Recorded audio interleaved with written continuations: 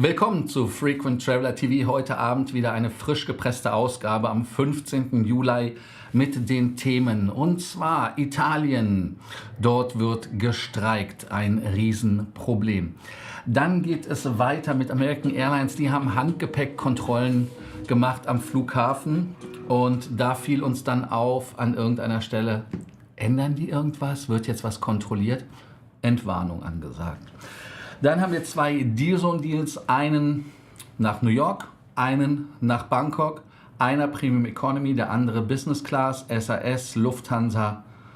Ich werde das alles für euch aufbrechen. Dann haben wir noch das Thema Northern Pacific, eine neue Fluggesellschaft aus Kalifornien. Eigentlich sitzen wir ja irgendwie in Alaska, aber das werden wir besprechen. Und damit können wir dann gleich starten, weil wir uns nämlich anschauen, was auch die Strafen sein könnten, ob wirklich diese 10 Jahre für die Klimakleber, Terroristen oder wie auch immer im Raum stehen und kommen.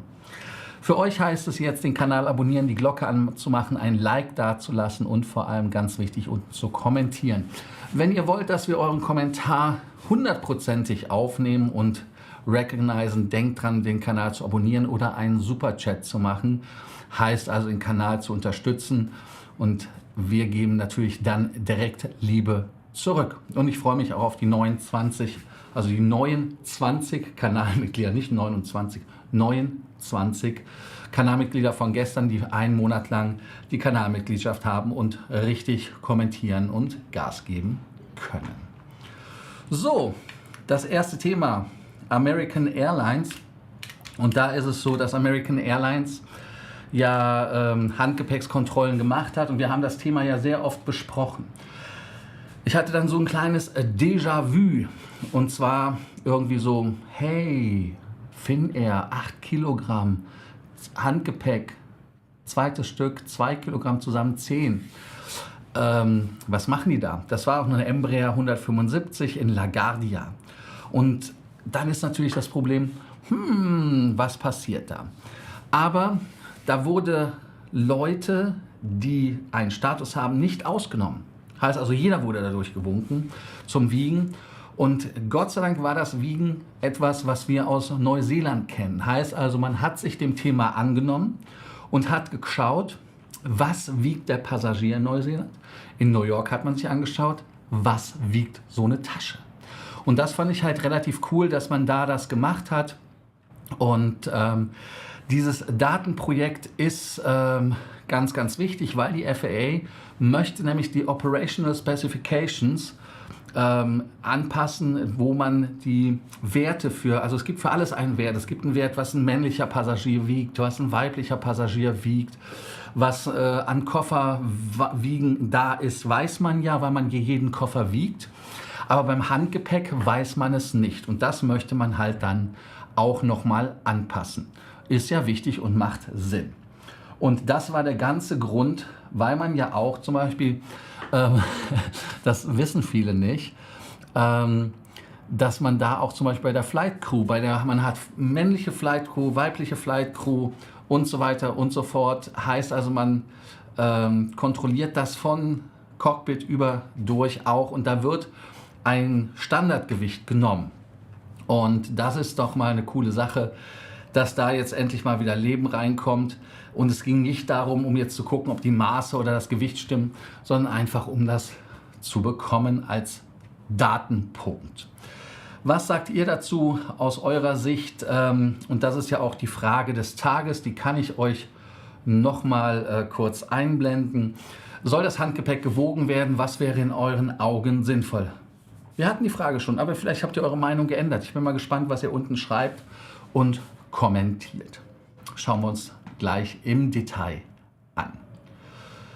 Dann liken übrigens, das ist eine eurer Aufgaben, liken. Streik in Italien, das mögen wir ganz bestimmt nicht und da ist auch in Italien richtig Chaos angesagt im Moment, wenn man sich das anschaut, was man beim Flugverkehr in Italien ja eigentlich grundsätzlich sagen kann, ist, dass man teils starke Einschränkungen hat. Reisende auch aus Deutschland sind unter den Leidtragenden. Das heißt also, wir müssen da auch natürlich drunter leiden. Das Bodenpersonal ist unter anderem im Streik, was für die Abfertigung für die Check-in-Dienste zuständig ist. Von 10 bis 18 Uhr. 1000 Flugverbindungen, also mehr als 250.000 Passagiere sind betroffen. So schätzt das der italienische Verbraucherschutzverband Codacons. Keine Ahnung, wofür das steht. Auch hunderte Flüge von und nach Deutschland sind natürlich gestrichen worden, denn an Flughäfen wird ja Chaos erwartet. Einige Flugverbindungen, etwa von Rom, Fiumicino nach München, Köln, Hamburg oder Frankfurt, sind genau in diesem Zeitraum, wo der Ausstand ist.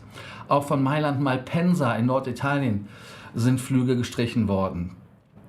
Natürlich, wenn der Flug von Italien nach Deutschland gestrichen wird, wird natürlich auch der Flug von Deutschland nach Italien gestrichen. Macht ja keinen Sinn. Es wird in den Medien sogar von einem schwarzen Samstag im Flugverkehr gesprochen, denn zusätzlich zum Bodenpersonal streikten auch die Piloten von Malta Air. Das sind die in Italien Ryanair machen. Ne? Also, ja, ist so. Von 12 bis 16 Uhr. Bei der Billigfluggesellschaft Vueling am Samstag von 10 bis 18 Uhr sind auch Streiks gewesen. Also irgendwie ist der schwarze Samstag gar nicht mal so verkehrt, was die Presse gesagt hat. Und Ryanair hat natürlich gesagt, dass dort mit Problemen zu rechnen ist. Dann gab es Donnerstag einen Bahnstreik. Und das ist der zweite Ausstand in Italien in einer Woche, wo die Menschen von diesem Thema betroffen sind. Und was natürlich auch ganz, ganz schwierig ist, ist, dass es die Hauptreisezeit ist in Italien. Klar, wo wollen wir hin? Wir wollen in Urlaub, wir wollen die Italiener auch und Hitzewelle. Das heißt also, dass das alles kein Geschenk ist. Aber die Sendung ist auch ein Geschenk, hoffentlich. Also, da einfach kommentieren und liken. Liken, liken, liken, liken. Das ist eure Aufgabe. So, 8 Minuten in die Sendung. Konsequenzen für die Klimakleber. Ich habe sie ja Flughafenblockierer genannt, weil das ist ja eher das, was uns betrifft und was uns dort dann die Zornesröte ins Gesicht jagt. Berlin, Westerland, also Sylt, München, Düsseldorf. Dort haben sich die Mitglieder der letzten Generation Zugang verschafft zu einem gesicherten Bereich. Und es ist nach StGB 315 zu ahnden. Also so hofft man zumindest. Denn wenn man sich den Zugang zum Sicherheitsbereich von Flughäfen verschafft, und ist ja so, wenn da ein Zaun ist, ist das ja quasi ein Zeichen, wo gesagt wird, da darfst du nicht rein, dann ist das so, dass man da mit einer Strafe rechnen muss. Und jetzt ist natürlich spannend, was passiert. Dieses Zaunsystem, was in Frankfurt am Flughafen eingesetzt wird, also so ein Aluminiumzaun, relativ schwer zu überwinden. Oben gibt es auch irgendwie solche NATO-Draht, glaube ich, ist das. Und diese physische Freigeländesicherung, wie die heißt, wird gerade Meter für Meter an den Flughäfen kontrolliert und geschaut, weil es gibt am Düsseldorfer Flughafen, aber auch in Hamburg, diesen Hightech-Zaun nicht überall. Da gibt es also auch Möglichkeiten, Bolzenschneider. Brauchst du einfach einen Bolzenschneider, kannst du rein. Und die Flughäfen sagen auch, egal wie gut oder wie schlecht man so einen Flughafen sichert, ist das so, dass die Umzäunung natürlich jetzt nicht unbedingt immer davon die Leute abhält. Und sowas ist ja auch eine Kilometer, also nicht nur 1 Kilometer, sondern mehrere Kilometer lang. Wenn man den Bundestag befragt und sagt, wie ist das mit den Störaktionen bei der letzten Generation an den Flughäfen München oder Berlin? Ende 2022 und wie sieht das aus mit dem gefährlichen Eingriff in Bahn-, Schiffs- und Luftverkehr, das ist übrigens Paragraph 315 StGB, dann ist das so, man hat sich mit dem Thema befasst vor Gericht, aber es wird eher genommen, wenn es um diese Lasergeschichten geht. Weil wenn man das Thema ist folgendes, wenn man den Laser benutzt, kann man den Piloten damit blenden, im Zweifelsfall sogar auch wirklich schädigen. Und sowas kann zu einem Absturz führen. Das ist jetzt bei denen nicht so wirklich der Fall, dass das so in derselben Kategorie ist. Und man hat dort natürlich den Betriebsauflauf gestört und hat sich dort aufgehalten, wo man sich nicht aufhalten sollte. Und ja, es wird da halt wohl nicht dann zu den Strafen kommen von 10 Jahren, die dort vorgesehen sind, weil man da natürlich sagen muss, ja, ist nicht vergleichbar mit einem Piloten, wo wirklich Menschenleben in Gefahr sind, mit etwas, wo nichts passiert. Weil der Flughafen hat ja innerhalb von 4 Minuten, nachdem das Eindringen erkannt worden ist, alles auf Full Stop gemacht. Wir haben ja Flugzeuge einfach stehen sehen.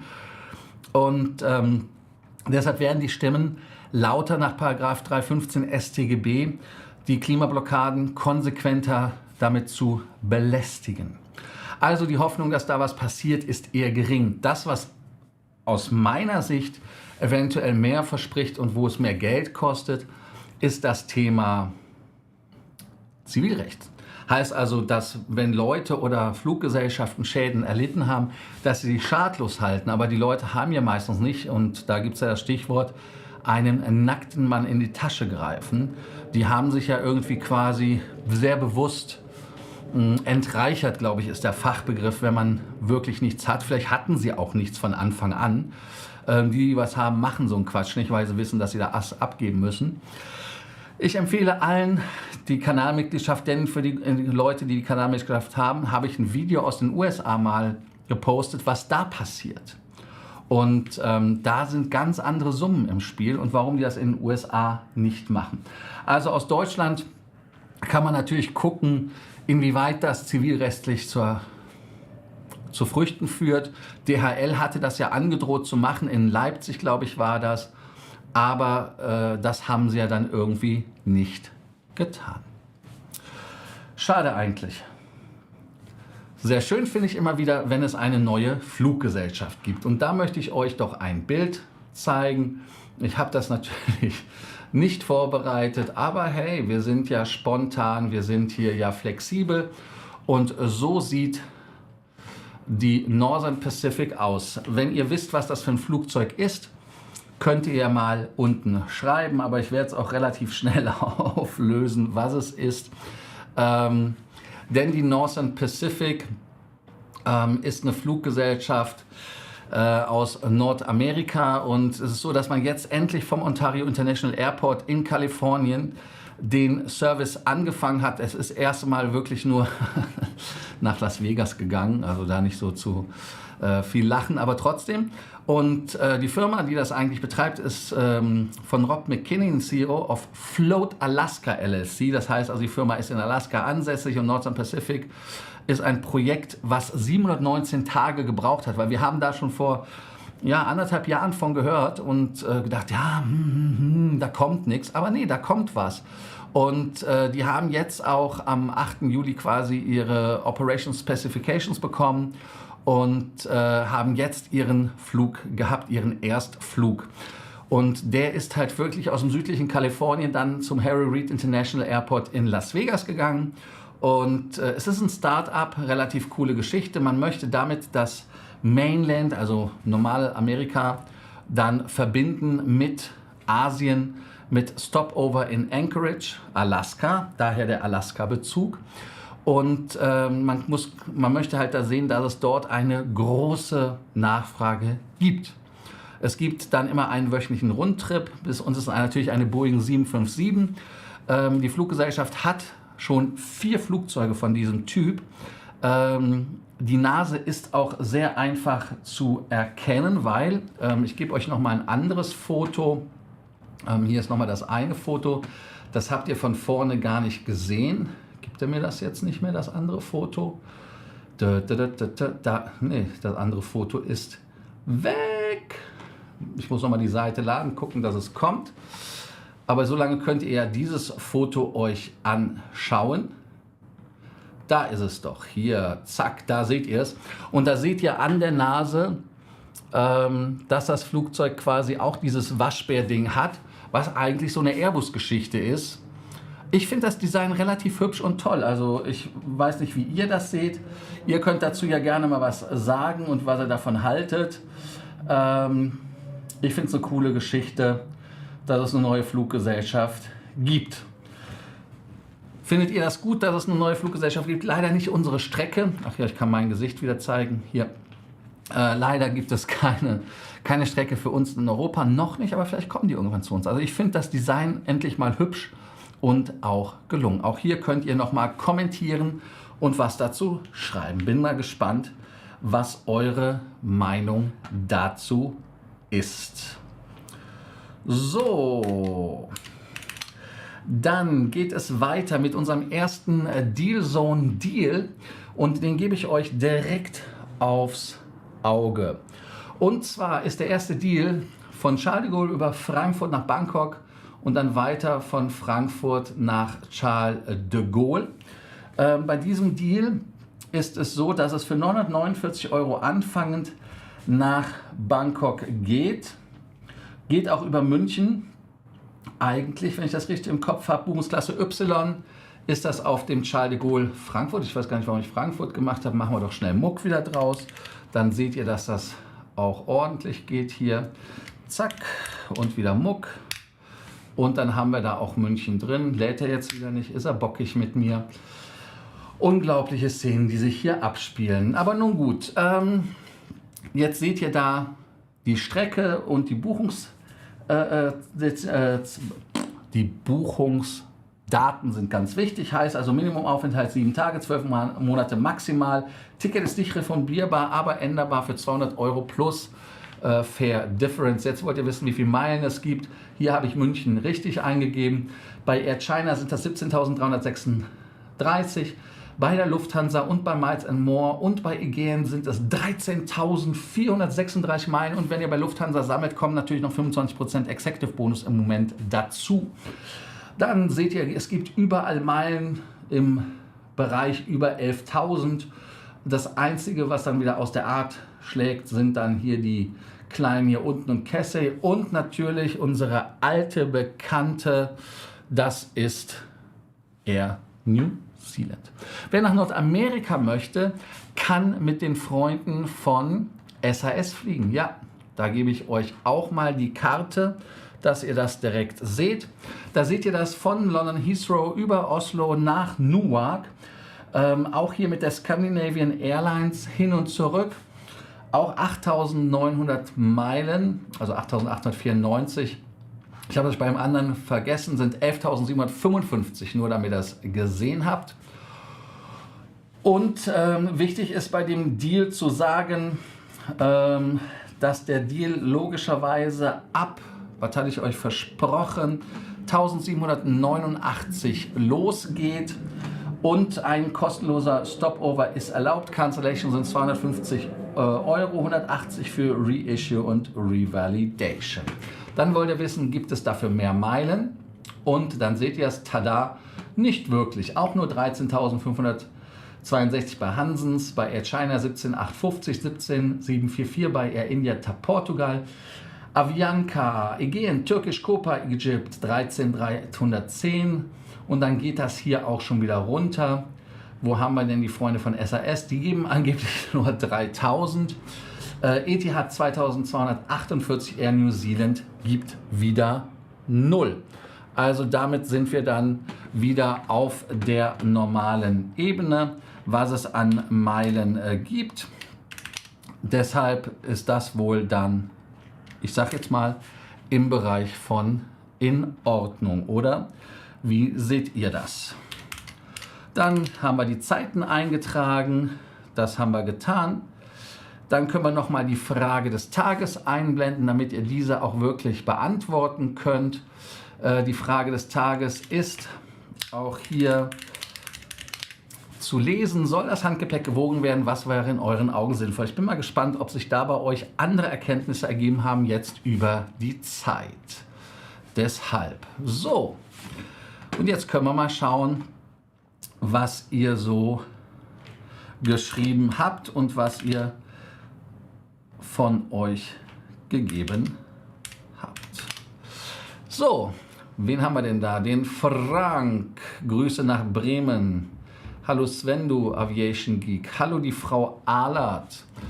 Ach ja, Ahlert, Frau Ahlert, ihre Schwester fliegt nach Lappland zum Weihnachtsmann und das gibt mir nochmal den Anlass, auf den Weihnachtsmann hinzuweisen. Wir haben ja ein Event im Dezember, 8., 9., 10., 11. Dezember, Helsinki und Lappland. Wer mitfliegen möchte, wir haben noch Plätze von Kollegen, die mitfliegen wollten, die leider nicht mitfliegen können, abzugeben. Könnt ihr euch bei mir unter der Nummer melden. Deshalb. So. Dann, die Frage würde sich nicht stellen, wenn jeder ein gesundes Augenmaß haben würde, aber da es einige schamlos übertreiben, ist das Wiegen des Handgepäcks wohl unumgänglich. Ich bin eher im Bereich des Wiegens, nicht, sondern Maße. Maße. Und British Airways, you can lift it, you can have it. Das wäre so meins. Hallo Guido, du Kanalmitglied. Ich hoffe, der Deal so nach Bangkok hat dich überzeugt. Hallo Matthias, Grüße von Bord von LH681. Flynet funktioniert super, freut mich auf den Flug von Tel Aviv im A320er. Ich hoffe, es ist bequem für dich. Hallo Freddy, Kurve des Westens, auch Kanalmitglied. Keine Ahnung, muss wohl ein Insider sein. Hat jemand gespielt? Grüße an schönen Urlaub, mein Lieber. Ja, das ist auch wichtig, dass man das macht. Oder man wird Business Class Mitglied, dann kannst du auch im Kanalchat direkt mit Jörg chatten. Dann die Frau Ahlert schreibt, manchmal würde ich mir wünschen, dass die Kontrollen etwas genauer wären. Eigentlich ist es mir aber egal, solange ich meinen Kram unterkriege. Manche sind aber echt unverschämt und rücksichtslos. Das ist richtig.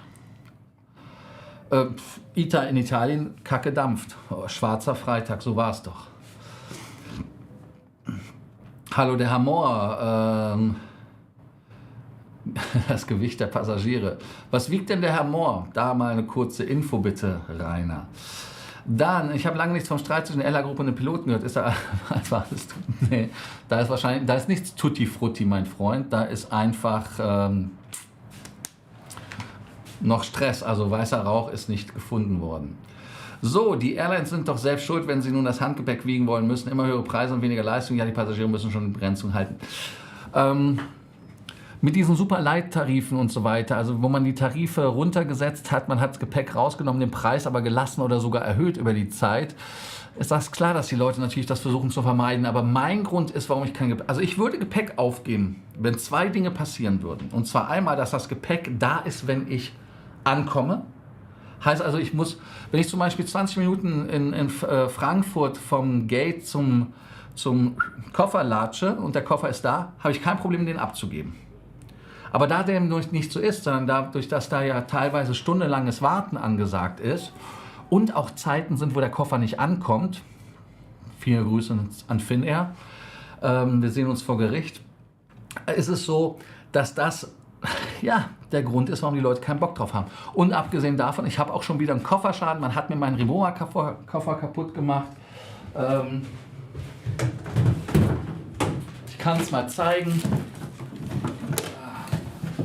Da sieht man, der ist hier oben komplett verdengelt. Ich weiß nicht, sieht man das?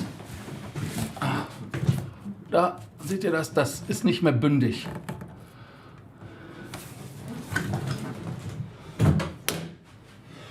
Und ihr habt das Priority gesehen, das ist ein Starlines Priority für Finnair Priority, anderes Thema. Aber das wären die zwei Themen, wo Handgepäck weniger an Bord käme.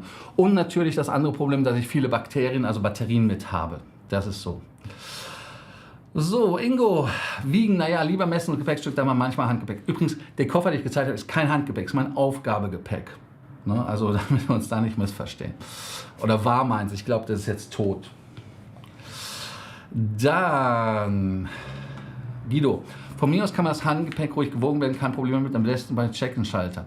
Ja gut, aber dann kaufst du ja Duty-Free oder irgendein Quatsch, und das ist ja auch lustig. Was war mit dem Airbus A220? Nee, A320 fliegt da, also wenn das darum geht, 320 fliegt gerade Tel Aviv, zumindest sagte er das in dem Kanalchat.